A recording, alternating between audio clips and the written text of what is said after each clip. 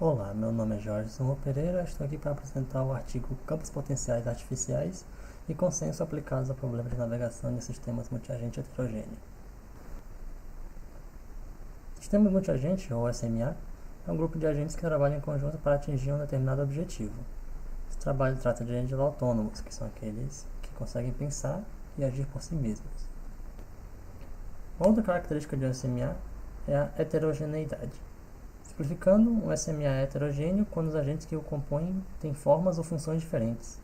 Geralmente isso acontece por alguns fatores, mas normalmente pela possibilidade de utilizar agentes com funções complementares. No caso deste trabalho, nós trabalhamos com VANTs e VTNTs. VANT, veículos aéreos não tripulados, são aqueles que se encaixam nos drones, como esse que está na imagem. VT, veículos terrestres não tripulados, são aqueles como da linha de carros da Tesla que dirigem sozinhos. Com a melhoria da tecnologia, nós temos baterias melhores, componentes menores e várias outras coisas que reduzem o custo desses equipamentos. O fator que eu acho que se tornou diferencial está na facilidade de pilotar. Estabilização, pouso e decolagem automáticos, navegação por GPS e poder usar o seu celular como controle são fatores que contribuíram para a popularidade dessas tecnologias. E a navegação autônoma é uma área de pesquisa atraente por causa de suas aplicações. Mas isso não é uma tarefa fácil, especialmente em ambientes com obstáculos. Mas às vezes manter uma formação é uma necessidade do problema. Um exemplo clássico seria a escolta de uma pessoa ou a busca por algum fugitivo, onde manter a formação garante que o problema será resolvido. Só que isso é ainda mais complicado de se fazer em grupo, já que são dois desafios ao mesmo tempo, de navegação e de manter a formação. Agora vamos falar um pouco dos conceitos. Primeiramente, campos potenciais artificiais, ou CPA, é uma técnica que é baseada na física e consiste em forças atrativas que forçam a gente a se mover naquela direção e forças repulsivas, ou seja, forças que forçam a gente a se mover para longe de um certo ponto. Normalmente as forças atrativas afetam a gente de qualquer distância, enquanto que as forças repulsivas só afetam a gente se ele estiver dentro de um raio específico. O passo seguinte desse método consiste em somar cada uma das forças que está afetando a gente, que resulta em um vetor que serve para guiar o agente. Como vocês podem observar nessa imagem ilustrativa, temos o que chamamos de campo potencial resultante, onde cada seta é uma representação da soma das forças atrativas e repulsivas que estão agindo no agente naquela posição. Na prática, não é preciso calcular todo o mapa de antemão. Nessa imagem, o círculo vermelho é o agente, o azul é o objetivo e o ponto preto é um obstáculo. A cada instante, o agente vai precisar das posições dos obstáculos e dos objetivos para calcular a força exercida sobre o agente.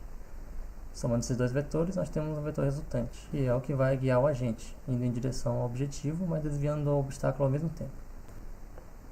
Mas os campos potenciais artificiais têm um problema que às vezes faz com que o agente fique preso em determinado local, onde as forças atrativas e repulsivas se anulam. A outra técnica, consenso, é uma técnica de controle de sistemas multiagentes que se baseia em fazer com que o grupo, por meio da troca de informações, consiga entrar em acordo sobre um determinado valor de interesse, como posição ou velocidade.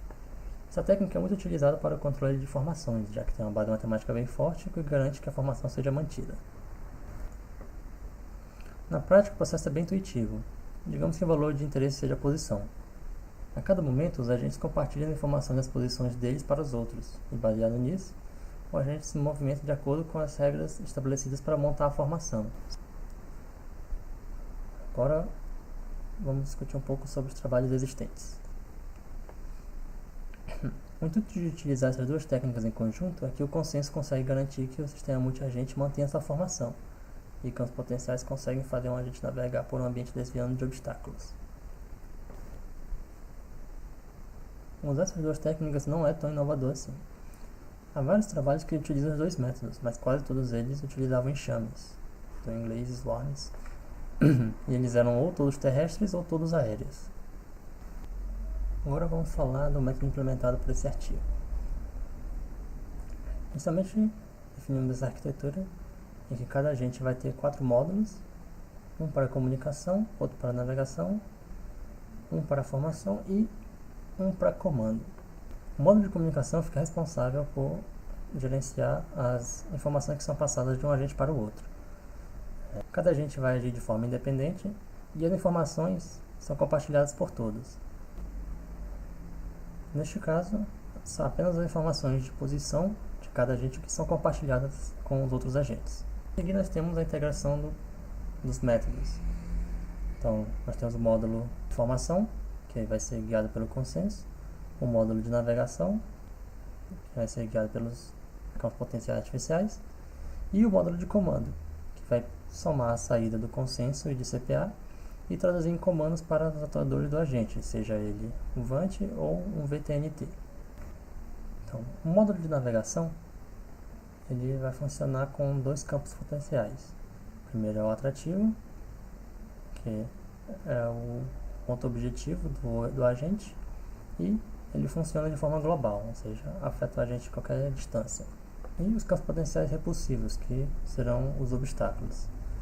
Cada obstáculo vai ter uma área de repulsão, e dentro dessa área de repulsão, além da força de repulsão normal, que é calculada como uma força diretamente oposta ao obstáculo, nós adicionamos uma componente para evitar os pontos mínimos. No caso aqui, dependendo da direção em que o agente está se direcionando, nós adicionamos uma componente para fazer ele se movimentar um pouco mais para a esquerda ou um pouco mais para a direita, assim evitando que o agente fique preso naquelas condições de pontos locais mínimos. O módulo de formação vai utilizar o consenso de posição. No caso, vai ser uma formação com posições relativas pré-definidas e a velocidade baseada na distância entre a posição atual e a posição que o agente deveria assumir naquela formação.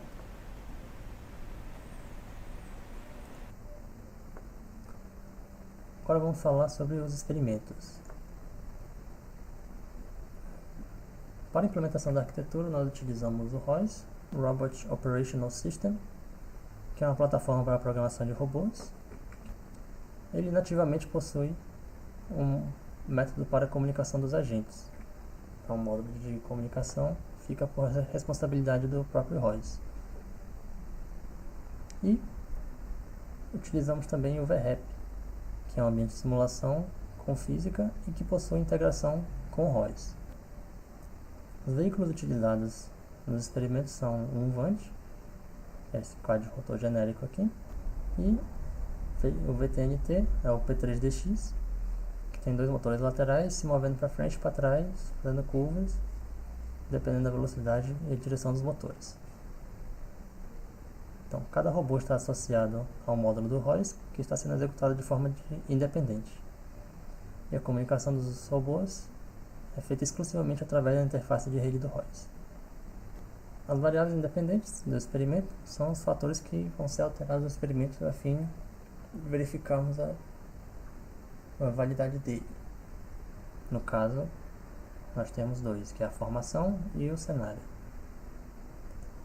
As formações nós temos duas. A primeira que é a formação em duplo, no caso o quadrotor vai estar em cima do VTNT. A segunda formação é um quarteto, onde nós temos três VTNTs alinhados em um triângulo e um VANT posicionado acima de um deles. Os cenários, que são onde vão ser executados os experimentos, nós temos o cenário 1, que é a mini floresta. No caso, nós temos 5 hastes aqui, utilizados para representar as árvores. Aqui no canto direito inferior fica o VTNT e no canto esquerdo inferior fica o VANT. Aqui no topo nós temos o ponto objetivo. O segundo cenário é uma passagem estreita, onde nós temos o VANT e o VTNT posicionados no canto inferior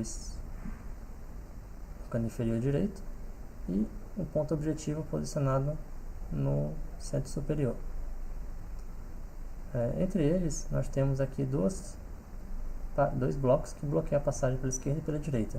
No caso, se eles quiserem chegar no objetivo, eles teriam que passar entre esses dois blocos. O terceiro cenário é o cenário de parede. Nesse caso, o VANT e o VTNT ficam posicionados no topo. Entre eles e o ponto objetivo, que está posicionado na parte inferior da imagem, nós temos uma parede. Então, as variáveis dependentes, que são as métricas para avaliar o desempenho do método, vão ser A primeira é a comparação com a rota de referência, que serve para analisar o desempenho. E a segunda serve para analisar se a formação está sendo mantida durante o trajeto. O primeiro experimento foi feito no cenário de mini floresta, na formação com um VANT e um VTNT. Então aqui nós temos na esquerda a rota do algoritmo à estrela e na direita temos a rota gerada pelo experimento. Pequena análise, nós verificamos que em comparação com o A estrela, a média de caminho percorrido foi de 26% a mais e o atraso do máximo permitido de comunicação permitido entre os agentes foi de 700 milissegundos.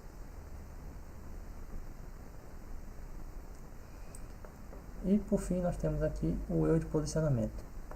O segundo experimento foi feito na mini floresta com a formação de um VANT e 3 VTNTs. Aqui temos a rota gerada pelo algoritmo à estrela e a rota gerada pelo experimento.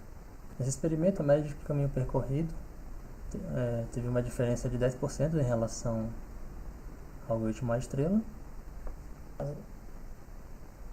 e teve um atraso máximo de 500 milissegundos. E novamente temos aqui um gráfico mostrando o erro de posicionamento em relação ao tempo. O terceiro experimento foi feito no cenário de passagem estreita, com a formação de um VANT e um VTNT. Na esquerda nós temos a rota do algoritmo à estrela e na direita nós temos a rota gerada pelo experimento.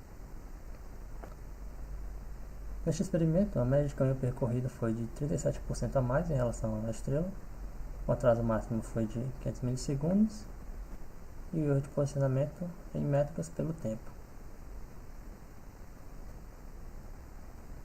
O quarto experimento foi feito no cenário de passagem estreita, a formação com um VANT e 3 VTNTs.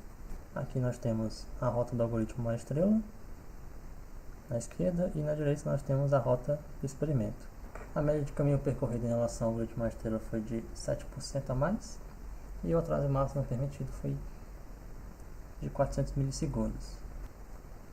Por último, o cenário de parede com a formação composta por um VANT e um VTNT. Aqui na esquerda temos a rota do algoritmo à estrela e na direita nós temos a rota do experimento. Nesse cenário, a média de caminho percorrido foi de 70% a mais e o atraso máximo para que os agentes conseguissem concluir a missão foi de 500 milissegundos. E novamente aqui temos o erro de posicionamento. Resumindo os resultados, nós conseguimos perceber que o maior número de agentes normalmente apresenta um resultado melhor. Isso provavelmente porque quando o líder toma uma rota semelhante ao melhor caso, os demais agentes também tendem a ter uma rota semelhante. Porém, um número maior de agentes também deixa menos margem para atrasos. E no caso de VANTs e VTNTs, uma velocidade menor oferece uma precisão melhor. Por fim, algumas considerações. Então, a principal contribuição desse trabalho está no uso de consenso e CPA em um sistema multiagente heterogêneo composto por VANTs e veículos terrestres não tripulados. Normalmente essas técnicas só são utilizadas em enxames, que são sistemas multiagentes homogêneos. E aqui nós implementamos em um SMA composto por VANTs e VTNTs. Por fim, a validação deste método através de experimentos. Em conclusão, o método funciona, mas tem algumas limitações. Por exemplo, em média, a velocidade máxima que ele permite que os agentes façam a trajetória com segurança é de 1,5 metros por segundo, e com atraso esse valor cai para 1 metro por segundo. Ou seja, ele não é adequado para agentes que necessitem de uma velocidade muito alta. Então, esta foi a apresentação. Obrigado pela atenção e tenha um bom dia.